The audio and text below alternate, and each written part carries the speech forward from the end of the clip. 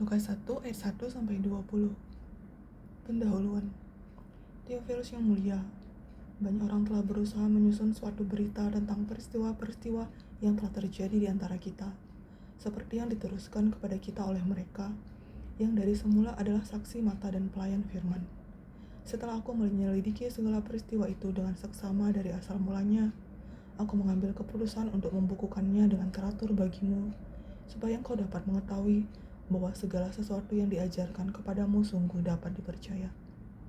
Pemberitahuan tentang kelahiran Yohanes Pembaptis. Pada zaman Herodes, Raja Yudea, ada seorang imam yang bernama Zakaria dari rombongan Abia. Istrinya berasal dari keturunan Harun, namanya Elisabet. Keduanya hidup benar di hadapan Allah dan menuruti segala perintah dan ketetapan Tuhan dengan tidak bercela. Namun, mereka tidak mempunyai anak, sebab Elisabet mandul dan keduanya telah lanjut umurnya. Pada suatu kali, waktu tiba giliran kelompoknya, Zakaria melakukan tugas sebagai imam di hadapan Tuhan. Sebab, sebagaimana lazimnya, ketika diundi untuk menentukan imam yang bertugas, dialah yang ditunjuk untuk masuk ke dalam bait Tuhan dan membakar dupa. Pada waktu pembakaran dupa, seluruh umat berkumpul di luar dan bersembahyang. Lalu tampaklah kepada Zakaria seorang malaikat Tuhan berdiri di sebelah kanan mezbah pembakaran dupa. Melihat hal itu ia terkejut dan menjadi takut.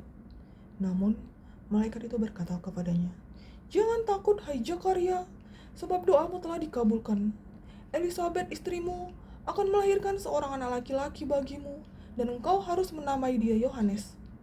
Engkau akan bersukacita dan bergembira, bahkan banyak orang akan bersukacita atas kelahirannya itu, sebab ia akan besar di hadapan Tuhan. Ia tidak akan minum anggur atau minuman keras. Ia akan penuh dengan Roh Kudus sejak dari rahim ibunya, dan akan membuat banyak orang Israel berbalik kepada Tuhan, Allah mereka. Ia akan berjalan mendahului Tuhan dalam roh dan kuasa Elia untuk membuat hati para bapa berbalik kepada anak-anaknya dan hati orang-orang durhaka kepada pikiran orang-orang benar. Dengan demikian, ia mempersiapkan suatu umat yang siap sedia bagi Tuhan." Lalu kata Zakaria kepada malaikat itu, "Bagaimanakah aku tahu bahwa hal ini akan terjadi? Sebab aku sudah tua dan istriku sudah lanjut umurnya." Jawab malaikat itu kepadanya, "Akulah Gabriel yang berdiri di hadapan Allah. Aku telah diutus untuk berbicara kepadamu dan menyampaikan kabar baik ini kepadamu.